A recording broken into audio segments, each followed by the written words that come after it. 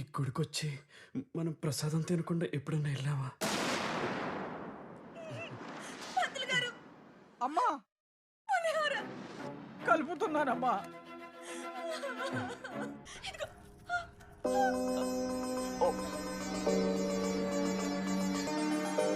ఉప్పు కొంచెం తక్కువైంది కదా రత్న.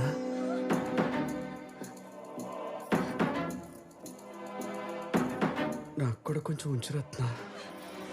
అయ్యో. ఏంటండి మీరు త్వరగా వెళ్ళండి. టెన్షన్ పడక రత్న, నాకేం కాదులే. అయ్యో